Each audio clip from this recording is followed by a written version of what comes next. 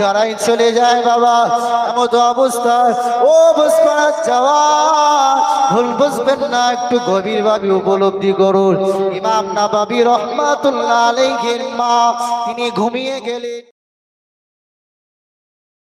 নাবাবী রহমাতুল্লাহ আলাইহি তানাকে একদিন তানার মা বলেছিলেন, হে বেটা, আমার খুব পানির পিপাসা লেগেছে বেটা, তুমি কি আমাকে একটু পানি খাওয়াতে পারবে?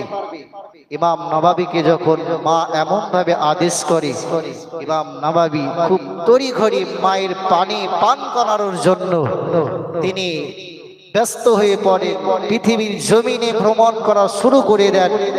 মাকে পানির তৃষ্ণা কিভাবে তিনি মিটাবেন। আবাজান সোনার মানিকেরা, নওজোয়ান তরুণেরা, মা বোনেরা, আল্লাহ পাকের নবী জানিয়ে দিলেন, ও আমার উম্মত উম্মতির দলেরা বাবা, মায়ের তো আল্লাহর দরবারে কবুল হয়ে যায় বাবা। পৃথিবীতে এমন ঘটনা, এমন অলৌকিক ঘটনা রয়েছে বাবা, মায়ের দোয়ায় আল্লাহর ওলি হয়েছে। ইমাম নবাবী কিন্তু তিনি এমনি এমনি ইমাম নবাবী বানেননি।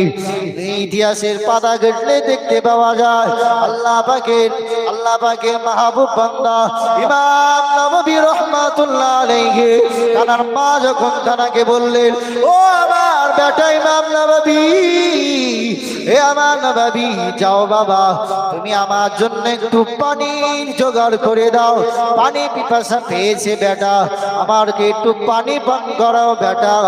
ইমাম নবাবী রহমাতুল্লাহ আলাইহি মাকে পানির তৃষ্ণা মেটানোর জন্য, মাকে পানি পান করানোর জন্য তিনি বাড়ির বাইরে বাইর হয়ে গেলেন। পানি তালাশ করতে লাগলেন, খুঁজতে লাগলেন, পানি কোথাও পাওয়া যায় না। ইমাম নবাবী রহমাতুল্লাহ আলাইহি অত্যন্ত ব্যস্ততার মধ্যে পড়ে গেলে, অত্যন্ত চিন্তার মধ্যে পেয়ে গেলে, মা পানি চেয়েছে, আমি বেটা যদি পানি জোগাড় না করতে পারি মা পানির জন্য কষ্ট পাবে। ইমাম নবাবী রহমাতুল্লাহ আলাইহি তিনি খুঁজতে খুঁজতে খুঁজতে খুঁজতে এক গ্লাস পানি নিয়ে বাড়িতে চলে আসে। রাত গভীর হয়ে যায়, মা তখন ঘুমিয়ে পড়ে, মা তিনি নির্ধারায় চলে যায় বাবা। এমত অবস্থায় ও বুঝপাড়ার জওয়ান, ভুল বুঝবেন না, একটু গভীরভাবে উপলব্ধি করুন। ইমাম নবাবী রহমাতুল্লাহ আলাইহির মা তিনি ঘুমিয়ে গেলেন, ঘুমিয়ে পড়লেন।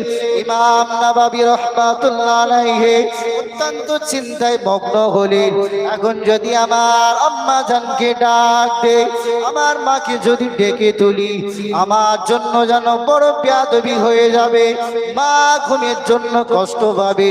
সারাদিন অত্যন্ত ক্লান্ত করে, অত্যন্ত ক্লান্ত তিনি সারাদিন অত্যন্ত কষ্ট করে, সংসারিক কাজ বাজ করে। আমার মাকে যদি আমি এই গভীর রাত্রে যদি আমি ডেকে তুলি, আমার জন্য বড় বেয়াদবি হয়ে যাবে, মার ঘুম যদি নষ্ট হয়ে যায়, মা অনেক কষ্ট পাবে, আমি সহ্য করতে পারবো না।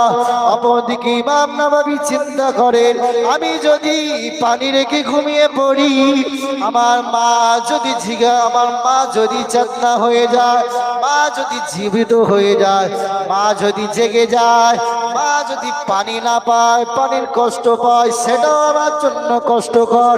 এমন অবস্থায় ইমাম নবাবী রহমাতুল্লাহ আলাইহি দুই চিন্তার মধ্যে পড়ে গেলেন, না তিনি ঘুমাতে পারছেন, অপরদিকে না মাকে ঘুম থেকে ডেকে তুলতে পারছেন।